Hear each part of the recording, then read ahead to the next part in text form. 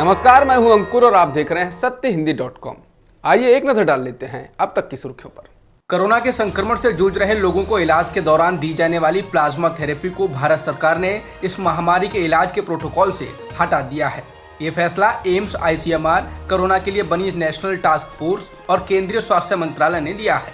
इस फैसले से पता चलता है कि प्लाज्मा थेरेपी कोरोना संक्रमितों के इलाज में उतनी कारगर नहीं रही जितना इसके होने की बात कही जा रही थी।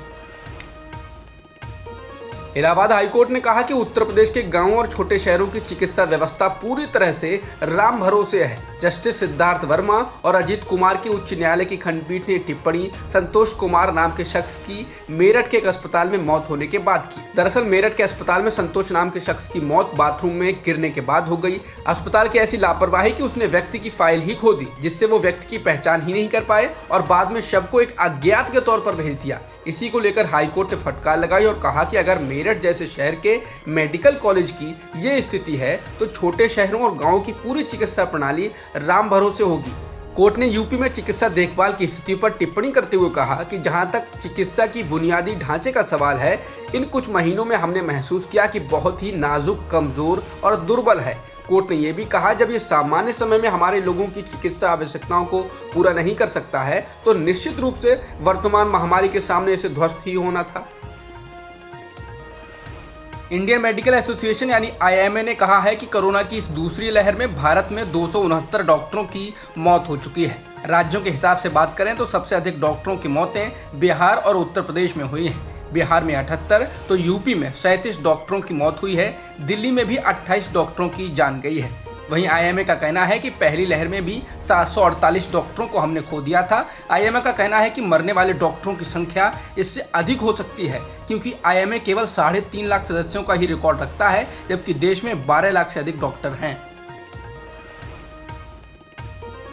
इंडियन मेडिकल एसोसिएशन के चीफ रह चुके और पद्मश्री से सम्मानित डॉक्टर के अग्रवाल का 62 साल की उम्र में सोमवार को कोरोना की वजह से निधन हो गया। उनके परिवार ने जानकारी दी कि वे कई दिनों से कोविड से पीड़ित थे और पिछले कुछ दिनों से वेंटिलेटर सपोर्ट पर थे। भारत में पिछले एक दिन में कोरोना के 2,63,000 से अधिक मामले दर्ज किए गए और 4,329 लोगों की मौत हुई। बता दें, यह लगातार दूसरा दिन है जब मामले 3 लाख से कम आए हैं, लेकिन मौतों की संख्या में गिरावट नहीं दिख रही, बल्कि पिछले 24 घंटों में अब तक की सर्वाधिक मौतें हुई हैं। वहीं अब देश में कुल संक्रमितों का आंकड़ा 2,52,28,000 के पार हो गया है। इसमें 33,53,000 से अधिक सक्रिय मामले हैं और कुल मृतकों की संख्या 2,78,719 हो गई है। कोरोना के टीकाकरण के मामले में कश्मीर का हाल भी बुरा है, बल्कि बाकी राज्यों से भी अधिक बुरा है। कश्मीर में वैक्सीन के खत्म हो जाने की वजह से अधिकतर जिलों में टीकाकरण रोक दिया गया है। राज्य में करीब 5 से 6 दिन पहले ही वैक्सीन खत्म हो जाने की बात कही जा रही थी। इसके अलावा कश्मीर के 10 जिलों में सोमवार को करीब 390 लोगों को ही वैक्सीन लग सकी। इनमें से 5 जिले तो ऐसे भी रहे जहां एक भी शख्स को वैक्सीन नहीं लग पाई। चक्रवाती तूफान ताउते का भीषण रूप जारी है। इसके कारण गुजरात में अब तक 3 लोगों की मौत हो चुकी है। इसके अलावा भारतीय सेना ने मुंबई में अरब सागर से 177 लोगों को बचा लिया है। महाराष्ट्र में भी 6 लोगों की जान गई है। वहीं गुजरात के मुख्यमंत्री विजय रूपानी ने कहा है कि तूफान की वजह से राज्य में 40,000 पेड़ गिर गए और 16,500 से अधिक झुग्गियों को नुकसान पहुंचा है। नारद घूसकांड मामले में गिरफ्तार TMC के 4 नेताओं को मंगलवार सुबह जेल भेज दिया गया। इन नेताओं में नगर विकास मंत्री फिरहाद हाकिम, पंचायत मंत्री सुब्रत मुखर्जी, विधायक मदन मित्र और विधायक शोभन चट्टोपाध्याय का नाम शामिल है। CBI ने इन चारों को सोमवार सुबह गिरफ्तार किया था। इन नेताओं को गिरफ्तार कर कोलकाता स्थित बैंक्शॉल कोर्ट में पेश किया गया। CBI की विशेष अदालत ने TMC के चारों नेताओं को जमानत दे दी थी, लेकिन चुनौती दिए जाने पर कोलकाता हाईकोर्ट ने उनकी जमानत पर बुधवार तक स्टे लगा दिया। हरियाणा के नूह जिले में आसिफ हुसैन नाम के एक नौजवान की हत्या के बाद जबरदस्त तनाव का माहौल है। परिजनों ने कहा है कि आसिफ की मॉब लिंचिंग हुई है। आसिफ एक जिम ट्रेनर था और उसके साथ ये घटना रविवार को हुई। नूह पुलिस ने कहा है कि उसने इस घटना के 6 अभियुक्तों को पकड़ लिया और बाकी की तलाश जारी है। घटना के चश्मदीद और आसिफ के भाई ने एक वीडियो जारी कर पूरी घटना के बारे में बताया है। उसने कहा कि वे लोग सोहना से दवाई लेकर घर लौट रहे थे, लेकिन रास्ते में ही गाड़ी ने हमारी गाड़ी को टक्कर मारी, जबकि एक गाड़ी ने आगे से हमारा रास्ता रोक दिया। एक तीसरी गाड़ी ने फिर हमारी गाड़ी को टक्कर मार दी और हमारी गाड़ी खड्डे में जाकर गिर गई। आसिफ के भाई ने बताया कि गाड़ी में से निकले लोगों ने पहले मुझ पर हमला कर अधमरा कर दिया और इसके बाद आसिफ को गाड़ी से निकाल कर मार दिया और उसका शव नंगली के फार्म हाउस में फेंक दिया। 30 से 35 लोगों ने वारदात को अंजाम दिया। उसने कहा कि पहले छोटी मोटी रंजिश हुई थी और उन्हें नहीं पता था कि उन पर कोई हमला कर देगा।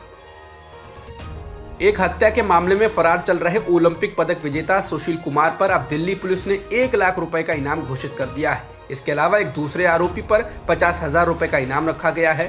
बता दें, सुशील कुमार पर पूर्व जूनियर राष्ट्रीय कुश्ती चैंपियन सागर राणा की हत्या करने का आरोप है। दिल्ली की एक अदालत ने शनिवार को सुशील के खिलाफ गैर जमानती वारंट जारी किया था।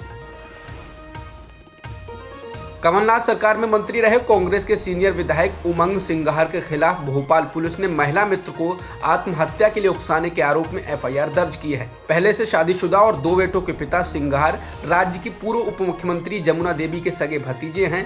कांग्रेस के पूर्व अध्यक्ष राहुल गांधी के करीबी युवा नेताओं में सिंघार की गिनती होती है। बता दें कि उमंग सिंघार के भोपाल स्थित निजी निवास पर रविवार शाम को हरियाणा की 39 वर्षीय महिला सोनिया भारद्वाज ने सुसाइड कर ली। आरोप है कि सिंघार और अंबाला निवासी ये महिला काफी वक्त से लिव इन में रहे थे। इजरायल और फिलिस्तीन के बीच चल रही हिंसक लड़ाई में अभी तक 212 फिलिस्तीनी लोग मारे गए हैं, जिनमें से 61 बच्चे हैं और 36 महिलाएं शामिल हैं। इसके अलावा हमास के रॉकेट हमलों में 10 इजरायली लोगों की जान जा चुकी है। इजरायली सेना का कहना है कि हमास ने अभी तक 3,350 रॉकेट इजरायल पर दागे हैं। इनमें से 200 तो अकेले सोमवार को ही दागे गए। इसके अलावा इजरायल ने हवाई हमले और तोप से हमलों में कम से कम 130 उग्रवादियों को मार गिराया है। अब तक की खबरों में इतना ही। बाकी खबरों के लिए बने रहिए सत्यहिंदी.com के साथ। सत्य हिंदी का ऐप डाउनलोड करें गूगल प्ले स्टोर पर।